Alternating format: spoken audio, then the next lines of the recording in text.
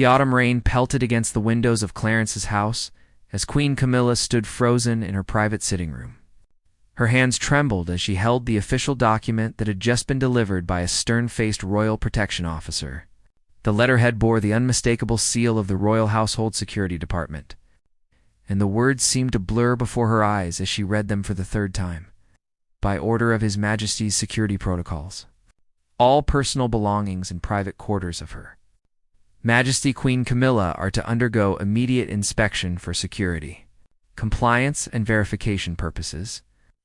The formal language couldn't mask what this really was, an unprecedented breach of privacy that had never before been inflicted upon a sitting queen. Consort Camilla sank into her favorite armchair, the same one where she had spent countless hours reading and corresponding with friends. Now even this simple pleasure felt tainted by the knowledge that strangers would soon be rifling through her most personal possessions. The irony wasn't lost on her. She, who had fought so hard to gain acceptance and respect within the royal family, was now being treated like a potential security threat. The officer who had delivered the notice remained standing at attention near the doorway, his expression carefully neutral. Your Majesty, the inspection will commence at 1400 hours today. We ask for your cooperation in this matter. His voice carried the weight of authority. But Camilla detected something else, perhaps a hint of discomfort at being the messenger of such an unusual order. Camilla asked, though she already knew the answer. The officer's slight shift in posture told her everything she needed to know. This wasn't a request. It was a command that came from the highest levels of the royal household. As the minutes ticked by, Camilla found herself mentally cataloging the items in her personal spaces. There were letters from her children from her first marriage, private photographs that held precious memories, medical prescriptions that she preferred to keep confidential, and personal journals where she had recorded her thoughts during the most challenging periods of her integration into royal life.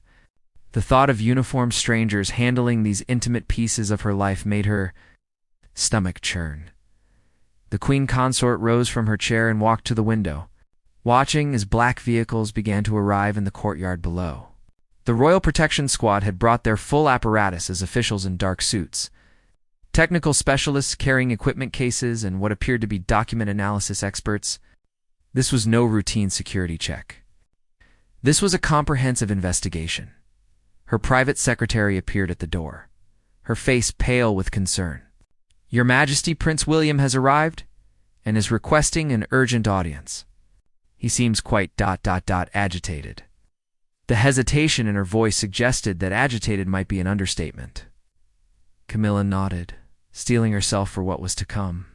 She had always known that her position within the royal family was complex, balanced on years of careful relationship building and public acceptance. But she had never imagined that it could all unravel so quickly. Reduced to having her personal belongings treated as evidence in some unspoken investigation. The sound of approaching footsteps in the hallway announced William's arrival. As the future king entered the room, Camilla could see the conflict written across his face, the struggle between his duty to the crown and his growing concern for what was happening to his stepmother. The inspection was about to begin, and neither of them knew what revelations it might bring to light. Prince William's entrance into the room carried an energy that immediately shifted the atmosphere. His jaw was set in a way that Camilla had learned to recognize. It was the same expression he wore when dealing with particularly challenging press situations or family crises. But this time, his frustration seemed deeper, more personal. This is absolutely unacceptable, William said without preamble, his voice controlled but carrying an undercurrent of genuine anger. I've just spoken with the head of security, and they claim this inspection was ordered through proper channels. But when I pressed for specifics, no one seems to know exactly who initiated it or why it's deemed necessary now. The lead security officer shifted uncomfortably as William turned his attention to him. Officer Morrison, isn't it? I want a complete explanation of the authorization for this operation. Not the bureaucratic language from your manual. The real reason why my stepmother's private belongings are suddenly considered a security risk. Morrison cleared his throat, clearly unprepared for direct questioning from the heir to the throne. Sir, the order came through the standard security review process. There were Concerns raised about certain communications and items that may require verification under current threat assessment protocols. Concerns raised by whom? William's question hung in the air like a challenge. When Morrison hesitated, William stepped closer.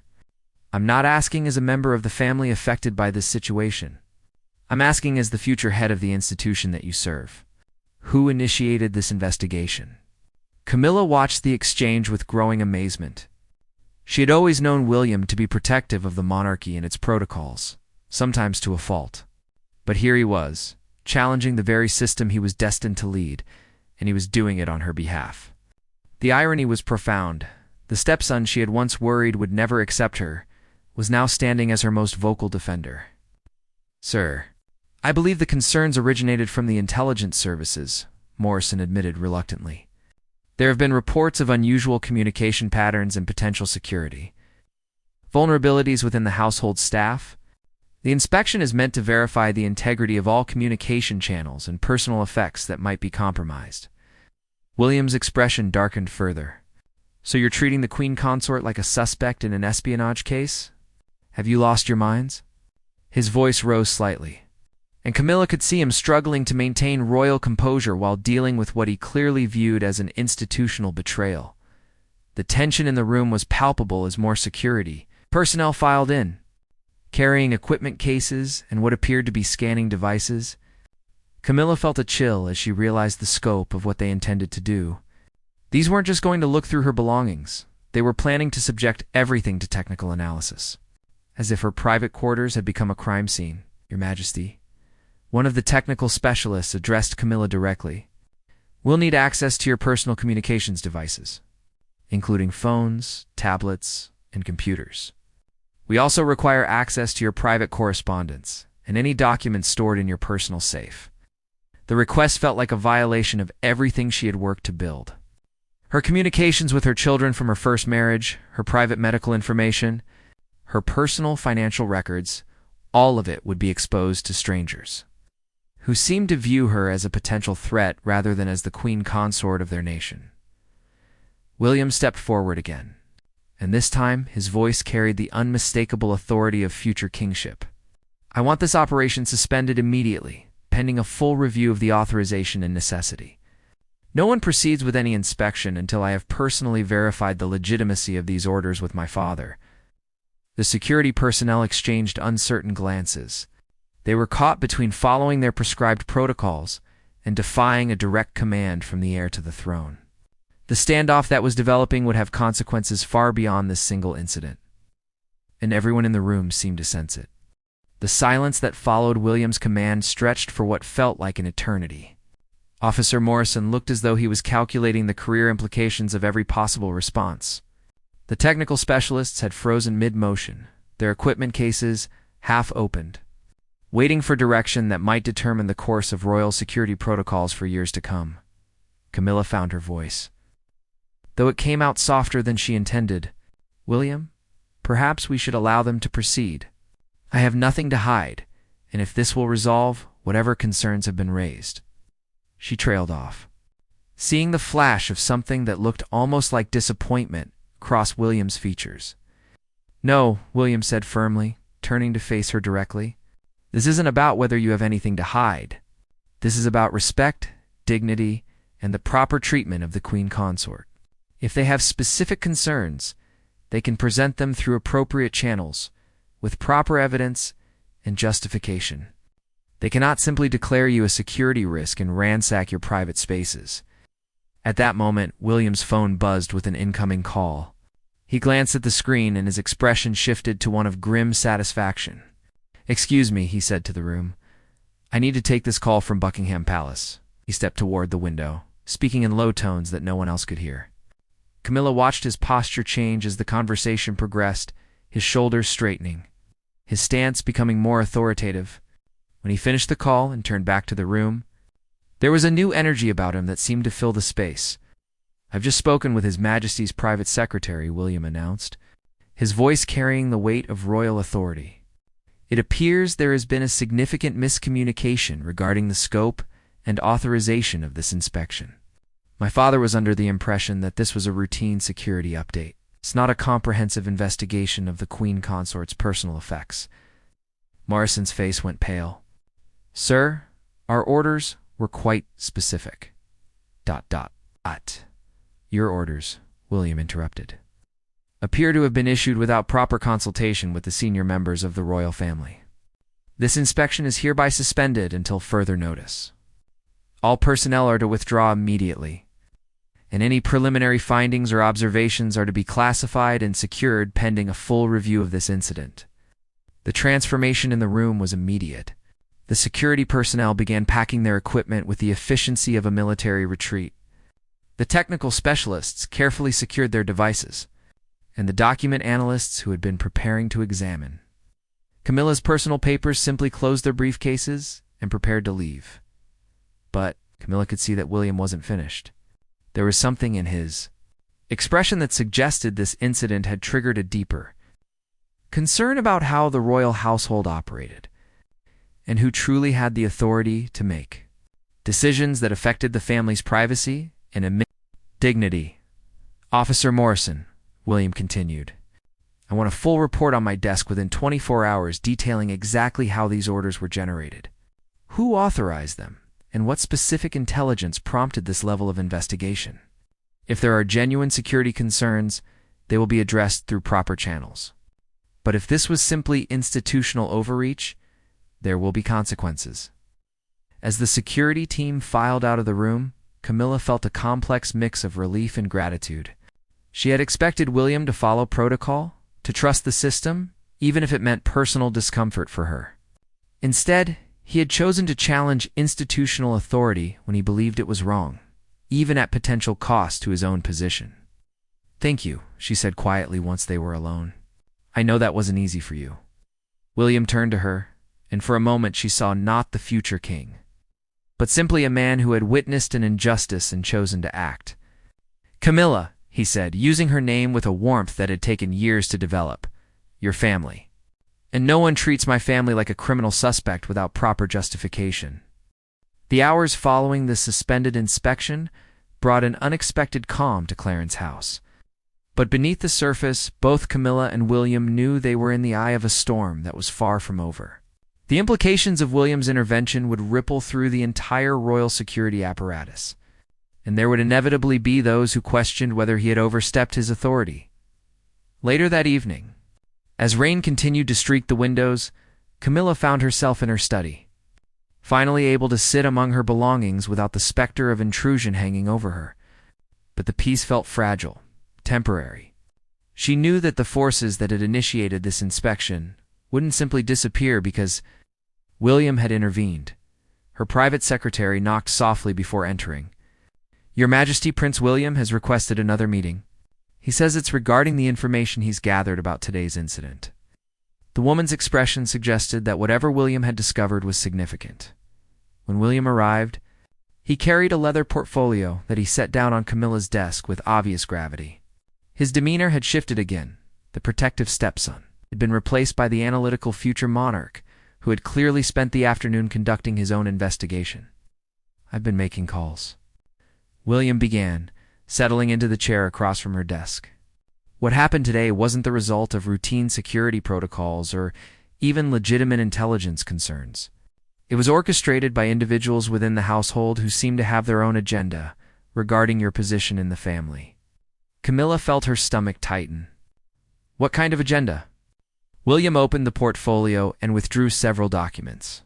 It appears that certain senior staff members have been concerned about your influence on my father's decision-making, particularly regarding modernization of the monarchy and changes to traditional protocols. They saw your communications with various organizations and charitable causes as potential evidence of inappropriate political involvement. The accusation was absurd, but Camilla realized how easily her legitimate activities could be misinterpreted by those looking for reasons to undermine her position. Her work with literacy charities, domestic violence organizations, and her advocacy for various social causes had always been conducted with full transparency and approval from the palace's political advisors. They were essentially fishing, William continued, hoping to find something in your personal effects that they could use to suggest you were overstepping your constitutional role. The inspection wasn't about security. It was about finding ammunition to limit your influence, or possibly even question your suitability for the role. The revelation hit Camilla like a physical blow. After years of carefully building her reputation and acceptance within the royal family and the public, there were still those within the institution itself who viewed her as an outsider, a threat to be contained or removed. "Who?" she asked simply. William hesitated, and she could see him weighing the implications of what he was about to reveal. "The Assistant Private Secretary for Constitutional Affairs and the Deputy Master of the Household. They've been building a case for months, documenting your activities and correspondence, waiting for the right moment to present their concerns to the security services." Camilla stood and walked to the window, processing this information. The people she had trusted to help coordinate her official duties had been secretly working against her. The betrayal felt personal and institutional at the same time. "What happens now?" she asked, still looking out at the darkened courtyard. "Now," William said, and there was something new in his voice, a harder edge that spoke of decisions made and lines drawn. "I exercise the authority that my position gives me. These individuals have overstepped their bounds and violated the trust placed in them. They've also insulted my father's judgment and undermined the stability of the monarchy during a time when unity is essential." He stood and joined her at the window. "Tomorrow, I'm calling for a complete review of household personnel and their access to sensitive information about family members. Anyone involved in this conspiracy will be removed from their positions. And I'm implementing new protocols to ensure that no family member can be subjected to this kind of investigation without explicit approval from my father or myself." Camilla turned to look at him, seeing determination in his expression that reminded her strongly of King Charles when he had made up his mind about something important. "You're risking political capital within the institution to protect me," she said. "That's significant." William met her gaze directly. "The monarchy's strength has always come from the loyalty and trust between family members. What happened today was an attack on that foundation, and it cannot be allowed to stand." The following morning brought with it a flurry of activity that signaled the beginning of what palace insiders would later describe as one of the most significant internal reorganizations in recent royal history. William had arrived at Buckingham Palace before dawn, and by 8 o'clock, senior household staff were being summoned to individual meetings that would determine their professional futures. Camilla, meanwhile, found herself in an unusual position of being consulted, rather than simply informed about matters affecting the household's operation. William had requested her presence at a meeting with his father, the first time she had been included in such high-level administrative discussions since becoming Queen Consort. King Charles received them in his private study, surrounded by the familiar personal effects that had accompanied him through decades of public service. His expression was grave but not angry. Rather, he appeared to be a man coming to terms with uncomfortable truths about the institution he now led. "I owe you an apology, Camilla," he said without preamble. "I was assured that yesterday's inspection was a routine security matter. It never occurred to me that members of my own household would use security protocols as a weapon against my wife." The directness of his statement surprised her. Charles had always been protective of her, but he had also been careful to maintain the institutional boundaries that his role required. This felt different, more personal, more decisive. William placed the portfolio he had prepared on his father's desk. The evidence suggests a coordinated effort to undermine Camilla's position within the family. They were documenting her activities, analyzing her communications, and building what they clearly hoped would be a case for limiting her role or questioning her suitability. Charles opened the portfolio and began reviewing the documents William had assembled.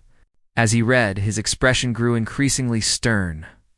"These are detailed surveillance reports on my wife's charitable activities," he said, his voice carrying a dangerous quiet.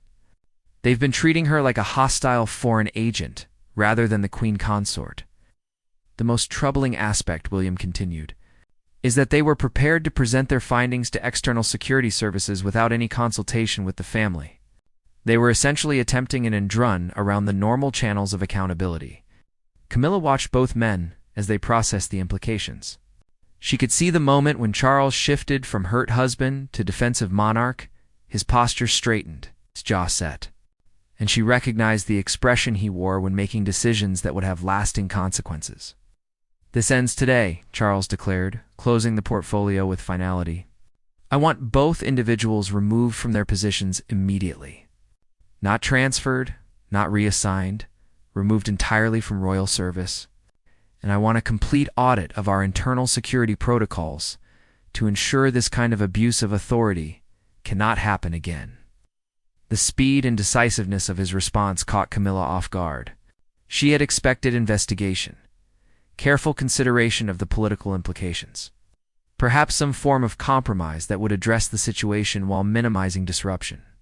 Instead, she was witnessing what amounted to a royal purge of those who had betrayed the family's trust.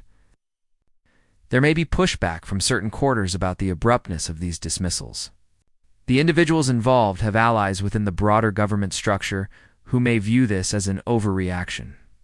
Charles stood, signaling that the discussion phase was over. "Then they can explain to me personally why they believe my wife should be subjected to secret surveillance and unauthorized investigations. I rather suspect that conversation would be brief and one-sided." As the meeting concluded, Camilla realized that something fundamental had shifted in her relationship with both men and with the institution itself. The crisis had forced all of them to confront questions about loyalty, trust, and the boundaries of acceptable behavior within the royal household. The answers they had reached would reshape how the monarchy operated going forward, but more personally. She had witnessed William and Charles not just defending her position as queen consort, but actively protecting her as a member of their family. The distinction mattered more than she had realized. The implications would extend far beyond the resolution of this immediate crisis. 3 months after the inspection incident, the royal household had settled into a new rhythm that reflected the changes William and King Charles had implemented.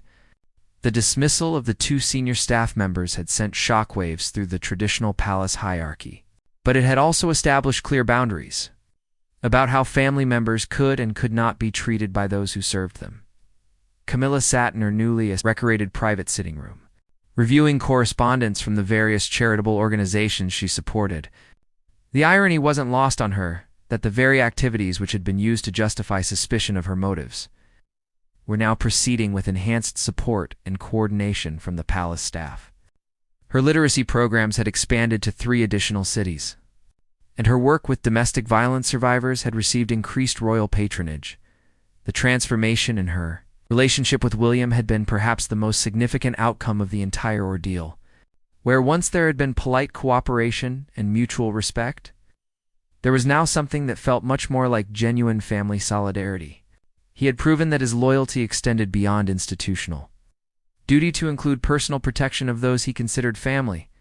Their weekly coordination meetings, which had previously focused on scheduling and protocol, had evolved into broader discussions about the monarchy's direction and the challenges facing the institution in a rapidly changing world.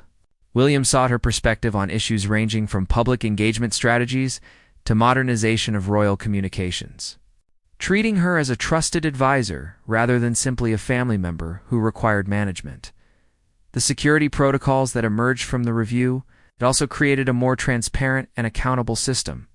No longer could investigations or inspections be initiated without clear justification and approval from the senior royals themselves. The days of institutional autonomy that had allowed the conspiracy against Camilla to develop were definitively ended. But perhaps the most meaningful change had been in her relationship with King Charles. The crisis had forced him to confront the reality that protection of the monarchy sometimes required protection from the monarchy's own institutional inertia and resistance to change. He had chosen his wife over institutional comfort, and that choice had strengthened both their marriage and his reign. On this particular afternoon, as Camilla reviewed reports from her charitable activities, she reflected on how dramatically her circumstances had changed. The woman who had once worried about acceptance within the royal family had become someone whose position was defended by future kings and whose influence was recognized as valuable to the monarchy's continued relevance. A knock at her door interrupted her thoughts. William entered, carrying what appeared to be an official document, but his expression suggested this was good news rather than another crisis. "I thought you might like to see this," he said, placing the document on her desk. "It's the final report from the Independent Review of Household Security Procedures. The investigators found that the protocols that were used against you violated not only internal guidelines, but also basic principles of privacy and due process that should protect all family members." Camillas scanned the document, noting the formal recommendations for procedural changes and accountability measures, but what struck her most was the language used to describe her role and activities: respectful, appreciative, and completely contrary to the suspicious characterizations that had been circulating within certain circles of the household staff. "More importantly," William continued, "this establishes precedents that will protect not just you, but Catherine, the children, and any future family members from this kind of institutional overreach. What happened to you cannot happen again to anyone." The conversation was interrupted by the arrival of King Charles, who appeared in the doorway with an expression of quiet satisfaction. "I trust William has shared the good news about the review findings." "He has," Camilla replied. "Though I have to admit, I still find it remarkable how quickly everything changed once you both decided to take action." Charles settled into one of the chairs facing her desk. "The monarchy's greatest weakness has always been its tendency to prioritize institutional inertia over family loyalty. What happened to you forced us to confront that weakness and choose differently. The institution is stronger when it serves the family, not the other way around." As the three of them talked about future plans and ongoing projects, Camilla realized that the inspection crisis had become a turning point not just for her personally, but for how the royal family understood itself and its relationship to the institutions that supported it. The monarchy that had once felt like a constraint on her authentic self had become something she could help shape and improve the belongings that had once been scheduled for suspicious inspection now sat peacefully around her, testament to a privacy and dignity that had been defended by the two most important men in her life. The queen consort, who had emerged from this crisis, was stronger, more confident, and more secure in her role than the woman who had faced that original inspection order.